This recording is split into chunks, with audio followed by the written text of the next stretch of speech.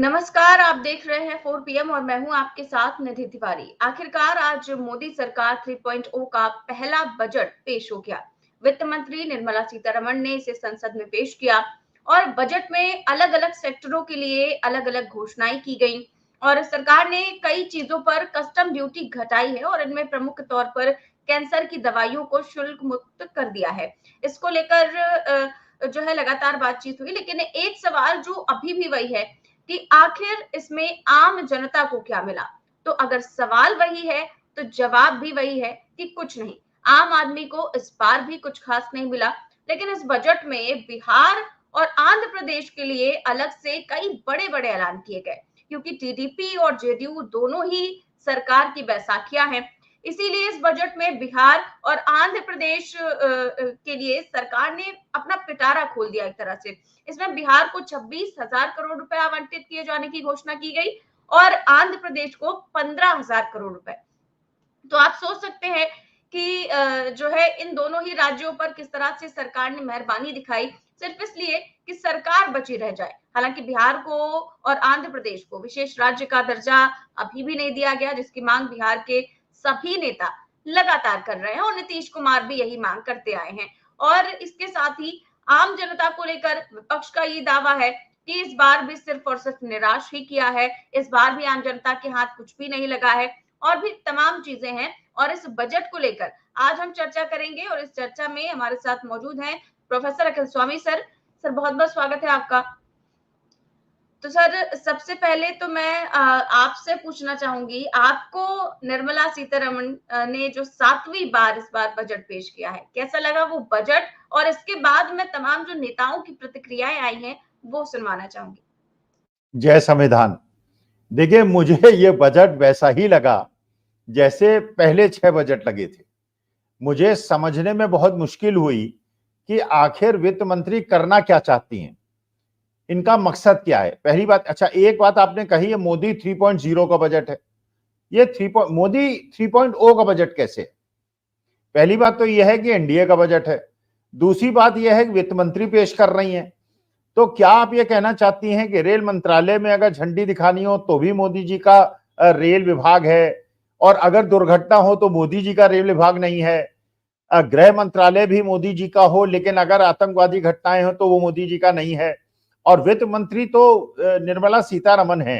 तो कम से कम आप इतनी कृपा कीजिए, जो मंत्री बनाए हैं मोदी जी ने उनको थोड़ा श्रेय दे दीजिए, या जो भी दोष देना है उनको दीजिए। हर चीज में अगर मोदी जी को ही बनाना है। और दूसरी बात, ये गठबंधन की सरकार है, ये मोदी जी की सरकार नहीं है। फिर आपने कहा इसमें आम आदमी को क्या मिला। देखिए, इसको समझने के लिए आपको आम आदमी की डेफिनेशन को बदलना होगा। आम आदमी की डेफिनेशन हम आप नहीं हैं। आम आदमी की डेफिनेशन को अगर आप मोदी और अडानी और अंबानी समझ लें तो आपको समझ में आ जाएगा उन आम आदमियों के लिए बहुत काम हुआ है। अब मैं क्या आपको बताऊं, क्योंकि ये टेक्निकल वर्ड्स हैं। शेयर मार्केट के अंदर इन्होंने लॉन्ग टर्म कैपिटल गेन भी बढ़ाया है और शॉर्ट टर्म कैपिटल गेन भी बढ़ाया है। माने आज के तारीख में मध्यम वर्ग के पास जो भी पैसा कमाने का तरीका था वो केवल शेयर मार्केट था। और 21 से 25 साल के बच्चों ने पिछले 2-3 साल के अंदर शेयर मार्केट में भरपूर पैसा डाला है। सिस्टमैटिक इन्वेस्टमेंट प्लान से भी डाला है और इन्वेस्टमेंट भी किया है। ये तो चलिए समझ में आता है कि शॉर्ट टर्म कैपिटल गेन आपने बढ़ा दिया। अरे लॉन्ग टर्म कैपिटल गेन क्यों बढ़ाया? अच्छा, अडानी अंबानी तो लॉन्ग टर्म कैपिटल गेन और शॉर्ट टर्म कैपिटल गेन से वंचित हैं, क्योंकि जो प्रमोटर्स होते हैं कंपनी के, उनके शेयर्स तो नॉर्मली मार्केट में बिकने जाते नहीं है, ना खरीदे जाते हैं ना बेचे जाते हैं, क्योंकि वो सब सेवियर स्टॉक एक्सचेंज को उनको बताना पड़ता है। तो असली मुद्दा यह है कि थोड़ी भी गुंजाइश अगर आम आदमी के पास थी, न तो किसानों को कुछ मिला, न महंगाई पे कोई बात हुई, न बेरोजगारी को खत्म करने पे कोई बात हुई। तो इसका मतलब यह है कि मुझे तो यही समझने में मुश्किल हो रही है कि इस बजट का मकसद क्या था, ये क्यों लाया गया और इसको इंटरप्रेट कैसे किया जाए। क्योंकि कोई वर्ग ऐसा नहीं है जिसको कोई फायदा हुआ हो। नुकसान होने वाले वर्ग तो हैं। अब छोटे दुकानदार हैं, छोटे उद्योग वाले, वो परेशान थे। एमएसएमईज के लिए आपने कुछ नहीं किया। जो विदेशी कंपनियां हैं उनके लिए कॉर्पोरेट टैक्स घटा दिया। माने कॉर्पोरेट टैक्स घटाने में आपको कहीं कोई परेशानी नहीं है, उसमें आपके रेवेन्यू लॉसेज नहीं होते हैं। और जहां गरीब आदमी को और निम्न मध्यम वर्ग को कोई सुविधा देने की बात होती है तो आपको अर्थशास्त्र नजर आने लगता है। अब देखिए, शेयर मार्केट एक समय तो बहुत ज्यादा गिर गया था, अब तो थोड़ा रिकवर हुआ है, लेकिन आदमी वास्तविकता में जो थोड़े पौधे पैसे बना ले रहा था वो अब उसका वो भी एक स्रोत बंद हो जाएगा। अच्छा, अगर ये पैसा नहीं कमाएगा तो मार्केट के अंदर जो एक डिमांड क्रिएट हो गई थी वो डिमांड भी खत्म हो जाएगी, क्योंकि यही एक बार 6-7% का था जो शेयर मार्केट में इन्वेस्टेड था, कुछ पैसा कमा रहा था और उस पैसे को मार्केट में लगा रहा था, जिसमें मार्केट में कंजम्पशन बढ़ रहा था। किसानों के लिए क्या है, कोई बता दे किसानों के लिए उन्होंने क्या किया है? अच्छा, आंध्र प्रदेश और बिहार मानी बात है, ये तो इसका मतलब ये है आम आदमी के लिए आपने बजट नहीं बनाया है, आपने अपनी सरकार को बचाने के लिए बजट बनाया।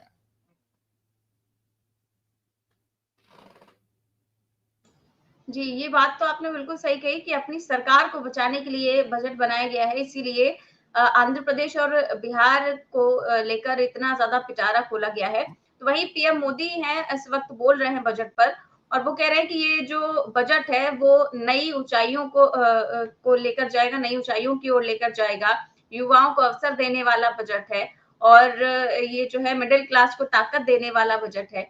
इस तरह की बातें वो कर रहे हैं, और कह रहे हैं विकास को नई ऊंचाई पर ले जाएगा, समाज के हर वर्ग को शक्ति देगा, पिछड़ों को मजबूत करने वाला बजट है। ये इस तरह की बातें जो है प्रधानमंत्री मोदी अपने संबोधन में कह रहे हैं और संबोधित कर रहे हैं इस वक्त देश को। तो आपको क्या लगता है कि वो जिस तरह से कह रहे हैं, क्या ऐसा बजट वाकई में आया है कि ये देश को नई ऊंचाइयों पर लेकर जाएगा? नहीं, ये तो उन्हें बताना चाहिए किस वजह से, किस कदम से एम्प्लॉयमेंट बढ़ेगा, महंगाई कम होगी। कल इकोनॉमिक सर्वे में साफ साफ कहा गया कि आपने जिस प्रकार के बेनिफिट्स कॉर्पोरेट्स को दिए और बड़े कॉर्पोरेट्स ने भीषण 30% के प्रॉफिट्स कमाए, रोजगार सृजन नहीं किया। अरे आप कोई ऐसा कदम उठाते जिससे ये होता कि कॉर्पोरेट्स को रोजगार का सृजन करना पड़ेगा। आपको ये करना पड़ेगा कि शेयर मार्केट में जो इन्वेस्ट करेगा, अगर 1 साल के लिए करेगा तो इतना टैक्स लगेगा, 2 साल के लिए करेगा इतना करेगा, और 5 साल से ज्यादा करेगा तो उसका कैपिटल गेन 0 कर दिया जाएगा, जिससे आप लोगों को मोटिवेट करते कि लोग लॉन्ग टर्म इन्वेस्टिंग करते। उससे शेयर मार्केट को भी फायदा होता, इन्वेस्टर्स को भी फायदा होता और उससे कंपनियों को भी फायदा होता। लेकिन आपने किया कुछ नहीं, केवल एक 2.5 इधर 10 से 12%, 12.5% कर दिया, उधर 15 से 20% कर दिया। तो इसका मतलब यह है कि आपको केवल टैक्स वसूलना आता है, आपको ये नहीं पता है भाई कोई तो डायरेक्शन तो पता चले, उस डायरेक्शन से हम लोग विवेचना करें, विश्लेषण करें। मोदी जी बताएं कि इस घोषणा से इस तरह से रोजगार सृजन होगा, वो तो कोई पता नहीं चल रहा है, वो बता दें, हम लोग उस पर टिप्पणी कर लेंगे। जी सर, और अब इस बजट पर तमाम लोगों की प्रतिक्रियाएं सामने आई हैं, वो भी मैं दिखाना चाहूंगी। सबसे पहले तो बसपा प्रमुख मायावती ने ट्वीट किया है और उन्होंने कहा है कि संसद में आज पेश केंद्रीय बजट अपने पुराने ढर्रे पर कुछ मुट्ठी भर अमीर और धन्ना सेठों को छोड़कर देश के गरीबों, बेरोजगारों, किसानों, महिलाओं, मेहनतकशों, वंचितों और उपेक्षित बहुजनों के त्रस्त जीवन से मुक्ति हेतु अच्छे दिनों की उम्मीदों वाला कम, बल्कि उन्हें मायूस करने वाला ज्यादा है। देश में छाई जबरदस्त गरीबी, बेरोजगारी, महंगाई, पिछड़ापन और यहाँ के 125 करोड़ से अधिक कमजोर तबकों के उत्थान और उनके लिए जरूरी बुनियादी सुविधाओं के प्रति इस नई सरकार में भी अपेक्षित सुधारवादी नीति और नियत का अभाव। बजट में ऐसे प्रावधानों से क्या लोगों का जीवन खुशहाल या खुश हो पाएगा? और देश का विकास, लोगों का उत्थान आंकड़ों के भूल भुलैया वाला ना हो, बल्कि लोगों को त्रस्त जीवन से मुक्ति के लिए रोजगार के अवसर, जेब में खर्च के पैसे, आमदनी जैसी बुनियादी तरक्की सभी को मिलकर महसूस भी हो। रेलवे का विकास भी अति जरूरी, और सरकार बीएसपी सरकार की तरह हर हाथ को काम दे। तो यहाँ पर ये बजट को लेकर इन्होंने ट्वीट किया है। अब मैं अखिलेश यादव की भी प्रतिक्रिया सुना देती हूँ, जिन्होंने बजट के बाद संसद से बाहर आकर क्या प्रतिक्रिया दी है। देख लें तो निवेश की हालत क्या रही होगी, और जो बातें आंकड़ों के हिसाब से बड़ी बड़ी कही जाती हैं, जो इनके प्रोजेक्ट चल रहे होंगे वो प्रोजेक्ट कोई समय पर पूरा नहीं हुआ है इनका। अब मान लीजिए सरकार बचानी है तो अच्छी बात है कि बिहार को, आंध्र प्रदेश को कुछ विशेष पैकेज या विशेष योजनाओं से जोड़ा गया है। लेकिन उत्तर प्रदेश जैसा प्रदेश जो प्रधानमंत्री देता है, क्या वहाँ के किसान के लिए कुछ बड़े फैसले हैं? किसान की फसल की पैदावार, उसकी कीमत के लिए क्या कोई इंतजाम है? कहने को तो याद होगा आप सबको कि पिछली बार कहा था कि मंडी और एग्रीकल्चर इंफ्रास्ट्रक्चर के लिए स्ट्रेंथन करने के लिए लाखों करोड़ रुपए हैं। अगर वो इंफ्रास्ट्रक्चर स्ट्रेंथन हुआ था तो इसका मतलब किसान की आय दोगुनी होनी चाहिए या किसान की आय बढ़नी चाहिए थी, वो तो नहीं बढ़ी। तो किसान के साथ संकट पैदा किया इन्होंने, बेरोजगारी इन्होंने बढ़ाई है। 10 साल में जो इतनी बेरोजगारी बढ़ गई उसको कैसे कम करें, और वो भी आधी अधूरी नौकरी से। आप 2 साल की, 1 साल की या कुछ ट्रेनिंग करा करके नौकरी या रोजगार का सपना दिखा रहे हैं। देश का नौजवान अपना भविष्य बनाने के लिए पक्की नौकरी चाहता है, और फिर जो आधी अधूरी नौकरी है, क्या उसमें आरक्षण होगा?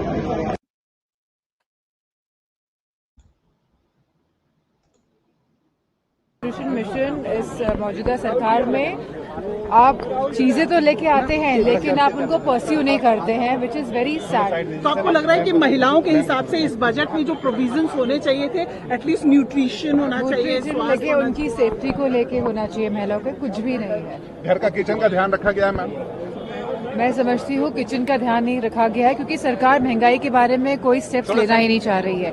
और जहाँ तक हम देखेंगे तो जो परचेजिंग पावर है जो रूरल एरियाज में है वो लगातार घटती जा रही है, इसके ऊपर भी कोई ध्यान नहीं दिया गया है। तो सर, इस बजट को लेकर सबकी प्रतिक्रियाएं हैं और अखिलेश यादव ने कहा कि अगर हम उत्तर प्रदेश को देखें तो निवेश की स्थिति क्या है, इनके जो प्रोजेक्ट्स चल रहे हैं वो कभी समय पर पूरे नहीं हुए। और अच्छी बात यह है कि बिहार और आंध्र प्रदेश को विशेष योजनाओं से जोड़ा गया है, लेकिन उत्तर प्रदेश जैसा राज्य जो प्रधानमंत्री देता है, क्या वहां के किसानों के लिए बजट में कुछ है? कुछ भी नहीं है। और इसके अलावा जो डिंपल यादव थी, उन्होंने बात की महिलाओं की कि महिलाओं के लिए इस बजट में कुछ नहीं है। तो ये सारी प्रतिक्रियाएं जो हैं और वो मायावती की तरफ से भी सामने आई हैं।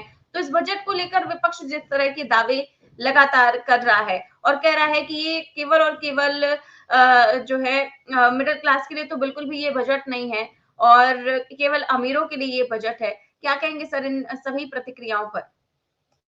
देखिए, सबसे बड़ी गलती जो मैं समझता हूं इस सरकार की पिछले 10 साल में, सबसे बड़ी गलती वो ये समझता हूं इन्होंने किया। इन्होंने कहा कि हम 100 स्मार्ट सिटी बनाएंगे। देखिए, हिंदुस्तान का कंसेप्ट होना चाहिए था स्मार्ट विलेजेस बनाने का। आज के तारीख में आप कितने गांवों के अंदर निधि, सीवर सिस्टम है, ड्रेनेज सिस्टम है, भंडारघर हैं, कोल्ड स्टोरेजेस हैं। अरे जब सोलर पावर अवेलेबल है, सोलर पावर की टेक्नोलॉजी आपके पास अवेलेबल है। देखिए, अगर मैं देश का प्रधानमंत्री या वित्त मंत्री होता, देखिए आज हो क्या रहा है, आप शहर तो बनाने की कोशिश कर रहे हैं, क्योटो आप बना रहे हैं, पेरिस आप बना रहे हैं, वेनिस। अच्छा, वो ऐसा वेनिस बन रहा है बनारस जहां पे गोदोलिया के अंदर नावें चल रही हैं, क्योंकि ड्रेनेज सिस्टम है नहीं, पानी की निकासी है नहीं। और वो सड़कें बना दी बड़ी बड़ी चमकीली, उसमें टाइल्स लगा दिए और कॉरिडोर्स बना दिए, उसमें पता चला पानी निकल नहीं रहा तो सारा दिल्ली के अंदर ये स्थिति हो जाती है, बसें डूब जाती हैं। अच्छा, एक तो आपने, अच्छा दूसरा क्या है, आप निधि खुद सोचिए, आप तो चलिए शहर में रहती हैं, आप अगर गांव में रहती, आप शहर देखने आती तो आप कहती हैं भैया ये हिंदुस्तान में एक तो आपने बना दिया क्योटो और वेनिस और एक आपने बना दिया रवांडा। अरे गांवों के अंदर कोई सुविधा आप नहीं देने को तैयार हैं। अरे कम से कम विश्व के अंदर क्या ये कोई कल्पना कर सकता है कि हिंदुस्तान के अंदर कितने % मकानों के पास सीवर की सुविधा है? अच्छा, जो सीवर सुविधा है वो भी लीक करती रहती है, ओवरफ्लो करती रहती है, सड़कों में बहती रहती है। तो ये जो स्मार्ट सिटी का कंसेप्ट था और ये जो अर्बन रूरल डिवाइड आपने क्रिएट कर दिया, उसकी वजह से क्या हुआ कि गांवों के अंदर से लोग, अब आपने इंफ्रास्ट्रक्चर के नाम पे गांवों के बीच में सड़कें बना दी बड़ी बड़ी, लोगों की जमीनें अधिग्रहित हो गई, वो आके शहर में बस गए, शहरों के अंदर अर्बन स्लम्स बन गए और गांव वीरान हो गए। तो इतनी ज्यादा डिस्पैरिटी, अभी तो जो 2-4 साल के बाद इसका और असर पता चलेगा। जहां पे आज के तारीख में सब बटाई में देकर खेत बटाई पे दे के शहर में आके बस गए और यहाँ अर्बन स्लम्स बन गए। और गांव के अंदर स्थिति यह है कि अच्छा भाई, अगर वहां फूड प्रोडक्शन बढ़े, 40% फसलें जो हैं वो सांड खा जाते हैं। अब ये कैसी आपकी राष्ट्रीय नीति है? आप अगर उनको कंट्रोल नहीं कर सकते छुट्टा जानवरों को, तो किसान बेचारा तो अपनी आधी फसलें तो उसमें खत्म कर देता है। अच्छा, आप जानती होंगी, आपका किसानी शायद गांव का बैकग्राउंड हो, किसान की आमदनी का बहुत बड़ा स्रोत होता है दूध, होता है पोल्ट्री, हॉर्टिकल्चर, फ्लोरिकल्चर। अब आप बताइए दूध के दाम क्या मिलते हैं किसान को, जरा पूछ लीजिए आप। चारे के दाम बढ़ते चले जा रहे हैं, चारा जो है वो सांड खुले चरते चले जा रहे हैं और दूध के दाम बढ़ नहीं रहे। तो जहां उसकी सेकेंडरी सोर्स ऑफ इनकम थी वो हो नहीं रही। सारे बड़े बड़े प्राइवेट हॉस्पिटल आप शहरों में बना दीजिए, गांव में आप कोई प्राइमरी हेल्थ सेंटर में सुविधा मत दीजिए। तो इतना ज्यादा रूरल अर्बन डिवाइड आपने क्रिएट कर दिया है कि इतनी बड़ी समस्या आपने क्रिएट कर दी है। यहां मेट्रो बनाएंगे, हाईवेज बनाएंगे, टोल कलेक्ट करेंगे, जितने रास्ते में पड़ने वाले ढाबे थे और फल वाले थे और सब्जी वाले थे, सबके धंधे आपने चौपट कर दिए। क्योंकि आप पेरिस घूमने जाते हैं, आप इटली घूमने जाते हैं, आप जापान घूमने जाते हैं और हिंदुस्तान में जो हमारी समस्याएं उसको बिना समझे आप नीतियां बना देते हैं। जी सर, और आपने किसानों की बात की और राकेश टिकैत ने भी इसको लेकर ट्वीट किया है कि कृषि क्षेत्र में क्रांति का भरोसा देकर बनी मोदी 3.0 सरकार ने बजट में किसानों को फिर से ठग लिया। ग्रामीण रोजगार, उन्नत खेती, दोगुनी आय, कृषि यंत्रों पर सब्सिडी केवल झूठे वादे साबित हुए और जो किसान है वो इन मुद्दों पर हमेशा संघर्षरत रहेंगे। तो आपको क्या लगता है, क्या कि किसान हमेशा ही संघर्ष ही करते रहेंगे, कभी कुछ नहीं मिलेगा? और पिछले 10 सालों से हम देख रहे हैं कुछ नहीं मिला है किसानों को, हमेशा ही आंदोलन करने के लिए मजबूर हैं। आखिरकार कब तक संघर्ष करना पड़ेगा? देखिए, मेरे तो खानदान में किसानी हो सकता है 5-6 पुश्तों पहले होती हो, 3-4 पुश्तों से तो मुझे पता है हमारे यहाँ कोई खेती ना हमारे पास है, ना हमें कोई खेती का बैकग्राउंड है। लेकिन मेरे को ये नहीं समझाता, टिकैत साहब जैसे और इतने प्रबुद्ध किसान नेता हैं जिनको जब टीवी में सुना जाता है उनको हर चीज का ज्ञान है, इसके बावजूद ये अपने भाइयों तक ये सूचना क्यों नहीं पहुंचा जा रहे हैं इनकी कितना शोषण हो रहा है? उसके बावजूद कैसे ऐसी सरकार आ जाती है जो किसानों का शोषण करती है, इनपुट कॉस्ट बढ़ा देती है, आउटपुट कॉस्ट नहीं बढ़ाती। अब निधि, एक चीज बताइए, आज के टेक्नोलॉजी के युग में क्या कोई ऐसा सिस्टम डेवलप नहीं कर सकती गवर्नमेंट, चाहे इन्फोसिस हो, चाहे विप्रो हो, चाहे टीसीएस हो? अरे 20 रुपए किलो टमाटर गांव वाला बेच रहा है और मैं 120 रुपए का खरीद रहा हूं। मतलब जो धान 15 रुपए किलो में किसान बेच रहा है वो हम 40 रुपए में खरीद रहे हैं। माने हर चीज के दाम 3 गुने हो जाते हैं।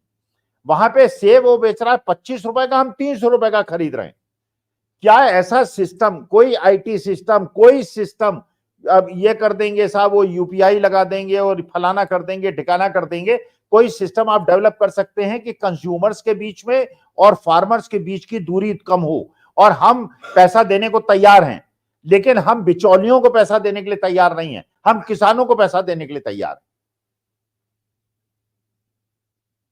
जी बिल्कुल सर। अच्छा, इस बजट में मतलब छात्रों को लेकर कहा जा रहा है कि बहुत बड़ा ऐलान किया है, छात्रों को बहुत राहत देने की कोशिश की है और इस बजट में पढ़ाई के लिए लोन देने की बात की गई है और वित्त मंत्री ने कहा कि छात्रों को जो मॉडल स्किल लोन का लाभ है वो दिया जाएगा और इसके लिए छात्रों को 7.5 लाख रुपए लोन देने की भी बात की गई है। इससे 25,000 छात्रों को फायदा पहुंचेगा। तो आपको लगता है इतनी बड़ी आबादी में 25,000 छात्र, ये आपको नहीं लगता कि ऊंट के मुंह में जीरा वाली बात हो गई? देखिए, ये उसी प्रकार की बात है निधि। कोविड के समय पूरा विश्व कंज्यूमर्स को डायरेक्ट पैसा ट्रांसफर कर रहा था। अमेरिका हर नागरिक को $1250 पर मंथ दे रहा था। हमारे देश ने क्या किया? इतना बड़ा पैकेज दे दिया, इतना बड़ा पैकेज, और दिया क्या पैकेज में? लोन ले लो। अरे भैया, मेरे घर की आमदनी अगर अपने पेट भरने लायक नहीं है और लोन ले लूं मैं, तो उसके बाद उसको रिपे कैसे करूंगा? मैं अडानी अंबानी तो हूं नहीं कि मेरे लोन माफ हो जाएंगे। मैं वो तो हूं नहीं मेहुल चोकसी और विजय माल्या और ललित मोदी और नीरव मोदी की लंदन भाग के चला जाऊंगा। भाई हम तो ईमानदार वो हैं लेंडर्स, बोरोवर्स। हिंदुस्तान का जो गरीब आदमी है सबसे बढ़िया बोरोवर है, लोन लेता है तो वापस करता है। अब लोन ले लेगा, एजुकेशन लोन ले लेगा, नौकरी मिल नहीं रही, आईआईटी के बच्चों को नौकरी नहीं मिल रही। आज आईआईटी की फीस कितनी है? अब लोन ले लिया आपने 20 लाख रुपए का, गरीब घर के बच्चे ने 20 लाख रुपए का कितना इंटरेस्ट होगा 7% के हिसाब से? 1,40,000, 1,40,000 जगह 11-12,000 का तो इंटरेस्ट ही हो गया, और उसके अलावा प्रिंसिपल अलग है। अब जब नौकरी नहीं मिलेगा तो रिपे कैसे करेगा? जेल जाएगा वो। बेनिफिट आप नहीं देना चाहते, केवल लोन ले लो, लोन ले लो, ठेले वाले लोन ले लो, फल वाले लोन ले लो, स्टूडेंट्स लोन ले लो, नौकरी नहीं दिलानी। और उसके बाद क्योंकि एक बार वो लोन ले लेगा तो आपकी गिरफ्त में आ जाएगा, फिर उसको अपना वोटर बना लोगी, तुम कहोगी कि जाओ वहां जाके डीजे करो और वहां जाके गाना गाओ और वो करो, तब तुम्हें तुम्हारे कोई दंडात्मक कार्रवाई नहीं होगी, नहीं तुम्हें जेल में भेज देंगे। वो बेचारा फंस जाएगा आपके जाल में। अरे लोगों को नौकरियां दे दो भाई, किसानों को एमएसपी दे दो भाई।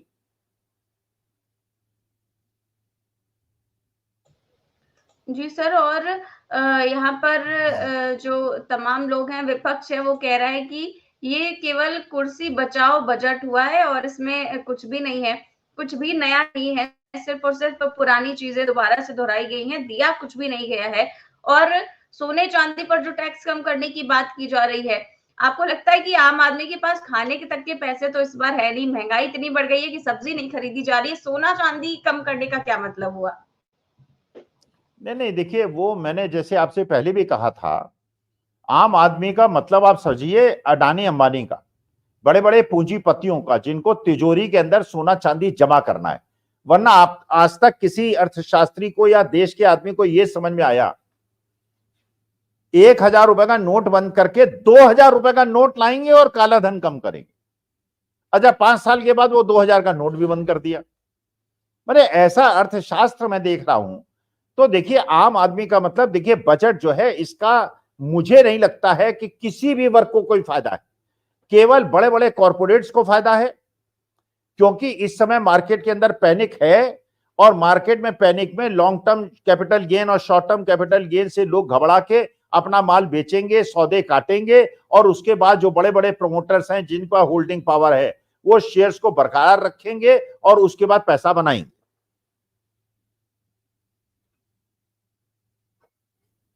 जी, बिल्कुल ठीक कह रहे हैं सर आप। और जिस तरह से आपने देखा है कि न्यू टैक्स रिजीम चुनने वालों के लिए स्टैंडर्ड डिडक्शन जो है वो 50,000 रुपए से बढ़ाकर 75,000 कर दिया गया है, और जिसमें कि 3 लाख रुपए तक कोई टैक्स नहीं है और 3 से 7 लाख रुपए तक 5% टैक्स है। इसके बाद तो बढ़ता ही चला गया है, लेकिन पुरानी टैक्स रिजीम में कोई परिवर्तन नहीं किया गया है। तो इसको लेकर भी सर लोग काफी ज्यादा उम्मीद लगाए बैठे थे, यही बजट में नहीं, पिछली बार के बजट में भी, और हर बार उम्मीद लगाए बैठे रहते हैं, लेकिन हर बार उम्मीद उनकी टूट जाती है। इसी पर जो है हमारे तमाम जो कमेंट कर रहे हैं लोग, वो भी लिख रहे हैं कि क्या आपको पिछले 10 सालों में देश के मुद्दों को एड्रेस करते हुए कोई भी बजट रहा है?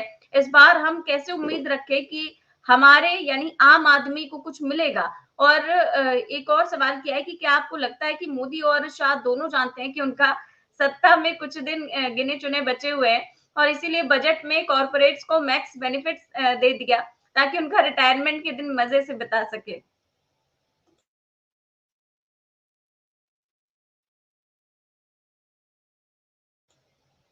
सर आवाज आ रही है आपको? हाँ जी, तो क्या कहेंगे सर, वाकई में ये इसीलिए अमीरों के लिए बजट बनाया गया है कि रिटायरमेंट के दिन आराम से बिता सके मोदी शाह?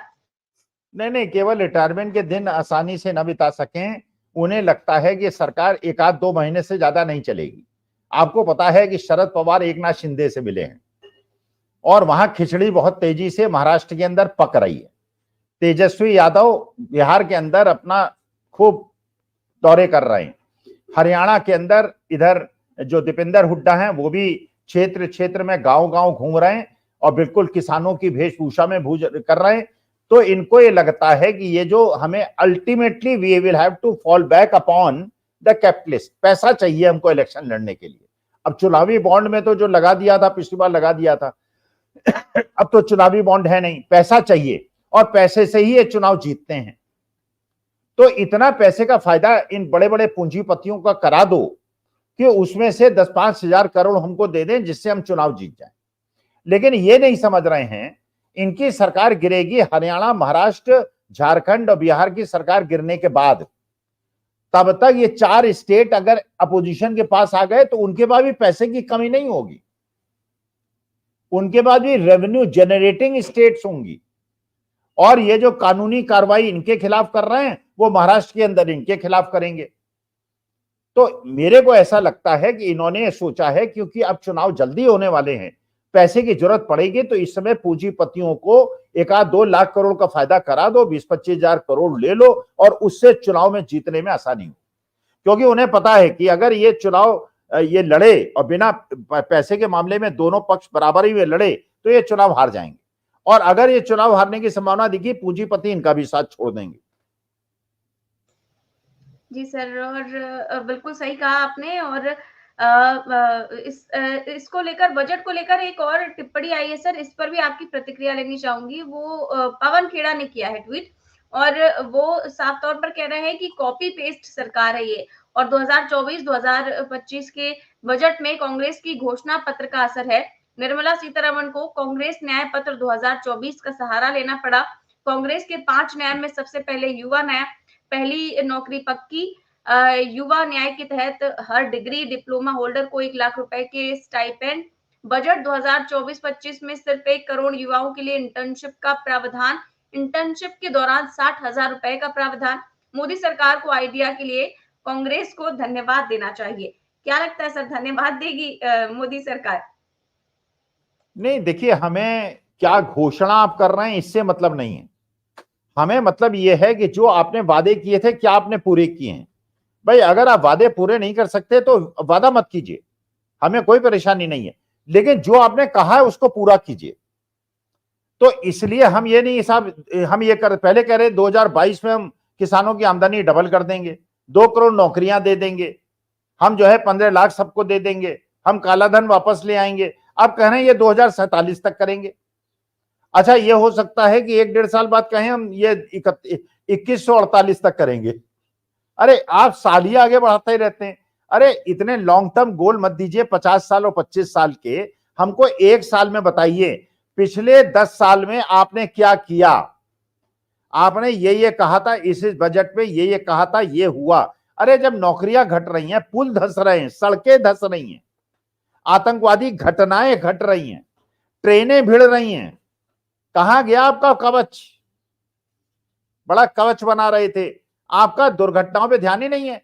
जो सेकंड क्लास कंपार्टमेंट हुआ करते थे उनकी संख्या 3% घट गई और एसी कंपार्टमेंट्स की 18% बढ़ गई।